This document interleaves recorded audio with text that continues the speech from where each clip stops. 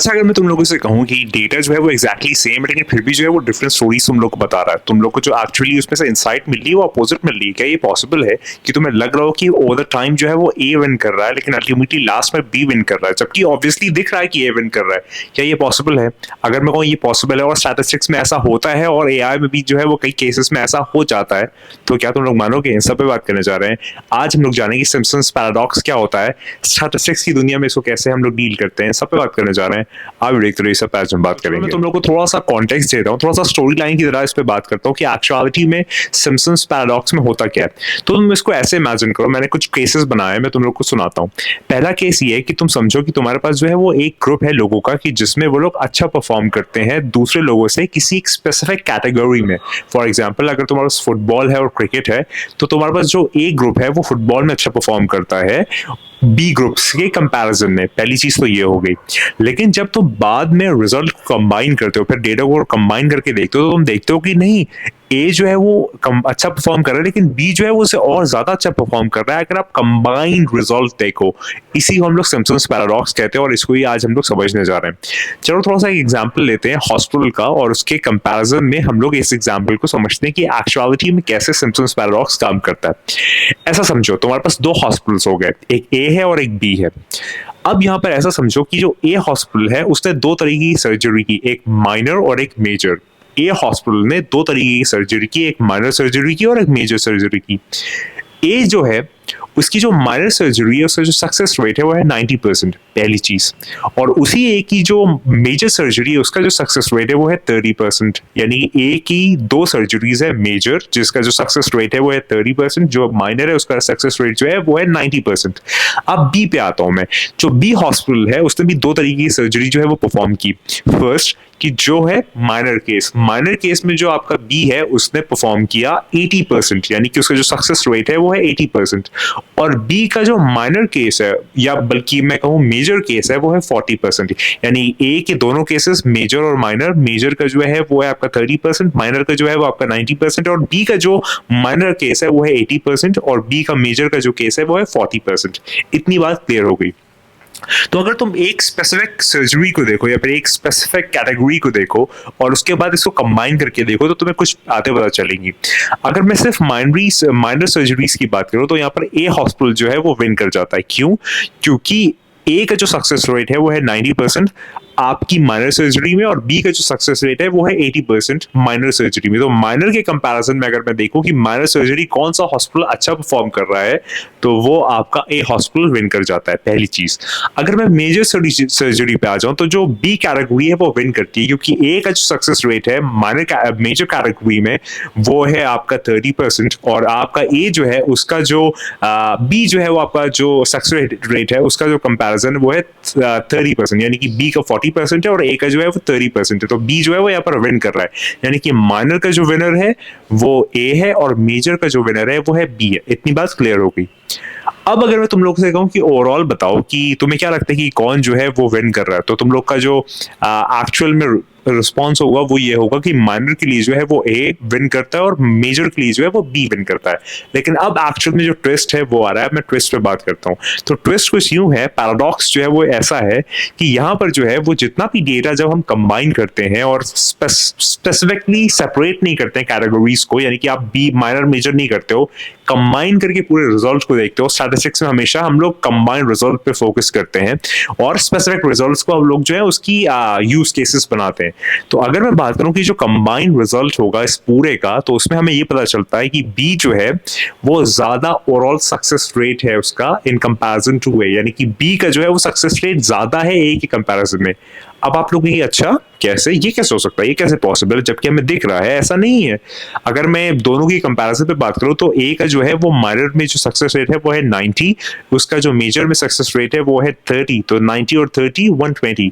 ऐसे ही बी का जो माइनर में सक्सेस रेट है वो आपका 80 है और जो आपका मेजर में सक्सेस रेट है वो है 40, तो 80 40 भी 120। तो बी कैसे विन कर रहा है, ओवरऑल उसका सक्सेस रेट ज्यादा कैसे आ रहा है, उस पर मैं थोड़ी सी बात आप लोग से कर लेता हूँ। तो अगर तुम लोग ध्यान से देखो इस बात को, तो ऐसा होता क्यों है, ये हुआ क्यों है, इस पर थोड़ी सी बात करना चाहता हूँ। तो एक बड़ी इंपॉर्टेंट चीज़ हो जाती है कि सिम्पसन्स पैराडॉक्स ये कहता है कि ट्रेंड जो है दिखता जो है सर्वल ग्रुप्स में, यानी कि अलग-अलग ग्रुप्स जो होते हैं, डिस्टिंक्ट ग्रुप्स, उसमें जो एक ट्रेंड दिखता है, वो ग्रुप्स का जो होता है उसमें जो डेटा डिसअपीयर होता है या फिर रिवर्स होता है जब ग्रुप्स को कंबाइन किया जाता है। यानी कि अगर जो तुम्हें पैटर्न, बिहेवियर, मैकेनिज्म, मेथोडोलॉजी या जो भी चीज़ तुम्हें ऑब्वियसली दिख रही है, जब उस रिजल्ट को तुम कंबाइन करते हो तो तुम्हारा जो एक्चुअल रिजल्ट है वो ट्विस्ट कर जाता है, वो फ्लिप कर जाता है, वो मतलब आप कह लो ना, वो इन्वर्ट हो जाता है। ऐसा होता है स्टैटिस्टिक्स में। यही जो है उसको हम सिम्पसन्स पैराडॉक्स कहते हैं, इसी पे आज मैं डिस्कशन कर रहा हूँ। अब जो है वो अगर मैं ऐसे बात करूँ कि ऐसा होता क्यों है, ये सिम्पसन्स पैराडॉक्स होता क्यों, इसका रीजन क्या है? तो देखो, इसका जो कोर रीजन है या फिर इसका जो की बिहेवियर है कि आखिर ऐसा फंक्शनलिटी अचीव कैसे होती है, तो उसको हम कहते हैं डेटा डिस्ट्रीब्यूशन। डेटा डिस्ट्रीब्यूशन वो स्पेसिफिक रीजन है, वो एक्चुअल रीजन है एक्चुअलिटी में कि जिसकी वजह से ये बिहेवियर का फ्लिप होता है। अब मैं कहूँ कि जितने भी या फिर कितने पेशेंट्स जो हैं ईच हॉस्पिटल में जो है वो ट्रीट किए गए एक स्पेसिफिक कैटेगरी में, तो हो सकता है हॉस्पिटल ए जो है उसने मोस्टली मेजर सर्जरीज की हो, जो इसकी रिस्क ज्यादा है। हॉस्पिटल ए ने जो मेजर सर्जरीज हैं वो ज्यादा की हो और वो ज्यादा हाई रिस्क है। और यहाँ पर जबकि हॉस्पिटल बी जो है उसने ज्यादातर माइनर सर्जरीज की हो और वो ज्यादा सेफ है। तो ए जो है वो ज्यादा सर्जरी वो वाली कर रहा है जो रिस्कियर है, और बी जो है वो ज्यादा सर्जरी वो वाली कर रहा है जो इतनी रिस्क उसका इतना फैक्टर नहीं है और वो सेफर है। तो अगर मैं अब ये कहूँ कि ए जो है उसने परफॉर्म अच्छा किया है एक स्पेसिफिक कैटेगरी में, यानी कि एक स्पेसिफिक कैटेगरी में, यानी कि उसका 90% सक्सेस रेट है माइनर में, अगर मैं ये कहूँ, जो कि हमारे डेटा पॉइंट्स हमें पता चलता है, लेकिन बाद में होता क्या है कि ये पीनलाइज इसलिए हो जाता है क्योंकि उसने ज्यादा डिफिकल्ट केसेस देखे हैं। तो उसकी जो पीनलाइजेशन होती है वो इसलिए हो जाती है कि उसके ज्यादा डिफिकल्ट केसेस उसने देखे हैं इन कंपैरिजन टू बी, यानी कि बी के कंपैरिजन में ए के जितने भी आप कह दिए केसेस हैं वो ज्यादा सिवियर है, ज्यादा अलार्मिंग है, ज्यादा ज्यादा क्रिटिकल है। तो ये एक बात बड़ी इंपॉर्टेंट हो जाती है। तो अब यहाँ पर ये चीज होती है कि जो पैराडॉक्स है वो हमको ये दिखाता है कि जो वेरिएबल है, हमारा सर्जरी टाइप जो है वो यहाँ पर एक वेरिएबल है। तो जो हमारा सर्जरी टाइप एक वेरिएबल है वो इफेक्ट करता है आउटकम को, यानी कि आपका जो भी रिजल्ट आ रहा है, आपका जो भी आउटकम आ रहा है, वो इफेक्ट होता है इस लर्किंग वेरिएबल से। ये एक इंपॉर्टेंट बात है। तो अगर हम इसे इग्नोर करते हैं या फिर हम जब इसे इग्नोर करते हैं तो फिर हम मिसलीडिंग पिक्चर की तरफ जाते हैं, यानी कि हम अपने एक्चुअल रिजल्ट से मिसलीड होते हैं और एक्चुअल जो हमारी इंफॉर्मेशन है उससे हम लोग डिविएट होने लगते हैं। अब अगर मैं एक रियल वर्ल्ड एग्जांपल लूं, मैं उम्मीद करता हूं आपको मजा आ रहा होगा, समझ में आ रहा हो कि सिम्पसन्स पैराडॉक्स क्या होता है। अगर मैं बात करूं एक रियल वर्ल्ड एग्जांपल का, तो यहाँ पर आप इसको ऐसे समझिए कि एक बहुत फेमस एग्जांपल है यूसी बर्कली का, जो कि 1973 में किया गया था। और यूसी बर्कली में जो है वो देखा गया था कि जो मेल है वो ज्यादा एडमिट हुए हैं, मतलब यूनिवर्सिटी के एडमिशंस के टाइम में मेल जो है उनका एडमिशन ज्यादा है फीमेल के कंपैरिजन में ग्रेजुएशन प्रोग्राम्स में, यानी कि जितने भी ग्रेजुएट प्रोग्राम्स हैं उसमें मेल का एक्सेप्टेंस ज्यादा है फीमेल के कंपैरिजन में। लेकिन अगर आप इसको एक ओवरऑल न्यूट्रल होकर देखो तो ये एक जेंडर बायस है। और जब एक्चुअलिटी में एनालिसिस की गई, एनालाइज किया गया डेटा डिपार्टमेंट वाइज, तो पिक्चर कुछ और निकल के आई। क्या निकल के आई? सिम्पसन्स पैराडॉक्स कहता है कि वो चीज फ्लिप हो जाती है। तो देखने में तो लग रहा है कि एडमिशन मेल का ज्यादा हुआ है फीमेल के कंपैरिजन में, लेकिन जब हम लोग ने सिम्पसन्स पैराडॉक्स को स्टडी किया तो एक्चुअल में जो रिजल्ट निकल के आया वो कुछ न्यू था कि फीमेल जो थी उसने ज्यादा अप्लाई किया था कॉम्पिटिटिव डिपार्टमेंट्स में, जैसे कि ह्यूमैनिटीज जो है वो उस टाइम पे ज्यादा कॉम्पिटिटिव माना जाता था, तो फिर फीमेल ने वहां पे ज्यादा अप्लाई किया था, जबकि मेल ने जो है वो कम कॉम्पिटिटिव एग्जाम्स में अप्लाई किया था या फिर कम कॉम्पिटिटिव डिपार्टमेंट्स में अप्लाई किया था। जैसे इंजीनियरिंग आज कॉम्पिटिटिव माना जाता है, 1973 में इतना कॉम्पिटिटिव नहीं था।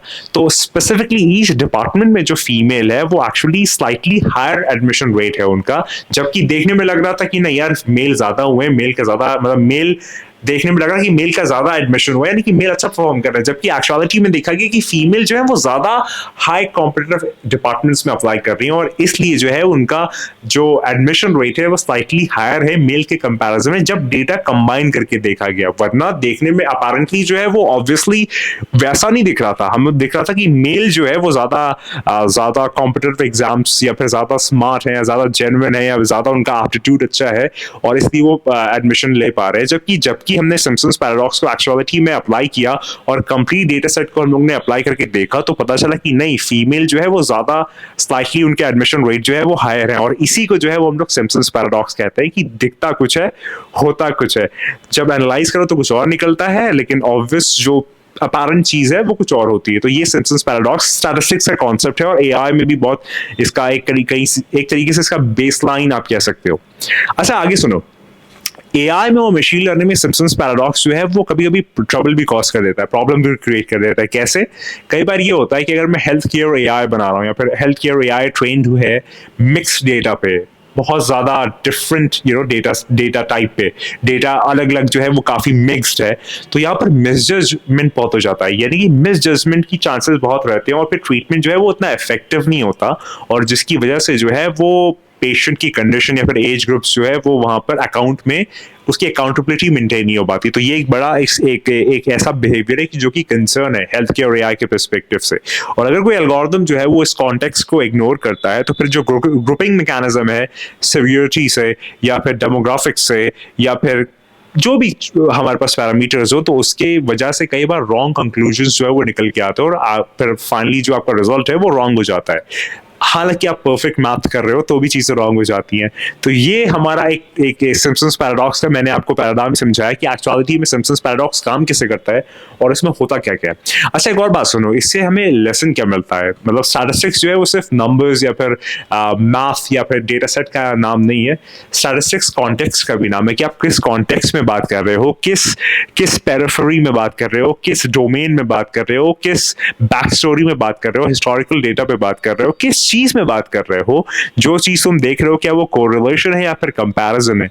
जो चीज तुम देख रहे हो क्या वो एक हिडन वेरिएबल उसके अंदर है जिससे कंप्लीटली पूरी हिस्ट्री और पूरी ज्योग्राफी और पूरी बात चेंज हो रही कि नहीं हो रही? ये सारी बातें मायने रखती हैं। तो फिर आप कोरिलेशन के साथ जा रहे हो या कंपैरिजन के साथ जा रहे हो? स्टैटिस्टिक्स में इसका बहुत बड़ा रोल है, और अल्टीमेटली आप जो ट्रेडिशनल स्टैटिस्टिकल मॉडल्स होते थे वो इस पे बहुत फोकस करते थे। हालांकि जनरेटिव एआई के बाद जो है वो चीजें काफी एडवांसमेंट की तरफ चली गई, लेकिन मुझे बड़ा मजा आता है प्योर स्टैटिस्टिक्स पे बात करना। तो मैंने सोचा कि सिम्पसन्स पैराडॉक्स से आपसे डिस्कस किया जाए और उस पर बात की जाए कि एक्चुअलिटी में क्या होता है, कैसे काम करता है और इसके अंदर क्या क्या चीजें होती है। तो मैं उम्मीद करता हूं आपको मजा आया होगा।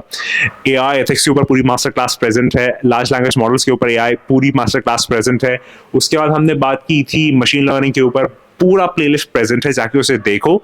सबसे बेस्ट तरीका सीखने का है कि सिखाओ तो बात बन जाएगी। सबसे बेस्ट तरीका जो मैंने रियलाइज किया है कि वीडियो देखो ना देखो, नोट करो ना करो, लॉगिंग करो ना करो, बस जो तुम एस्पायर कर रहे हो उसको आउटकास्ट कर दो और उसको रेप्लिकेट कर दो, डुप्लीकेट कर दो, उसको जो है वो आर्टिकुलेट कर दो और तुम्हारी बात जो है वो बन जाएगी। तो एक्चुअलिटी में इस तरीके से काम होता है। काम कैसे होता है? काम ऐसे होता है। पढ़ाई कैसे होती है? पढ़ाई ऐसे होती है। तो मैं वही कहूँगा जो हमेशा कहता हूँ कि लास्ट में हमारे टॉपिक के लास्ट में वही होता है कि तू नहीं है, बस वही है।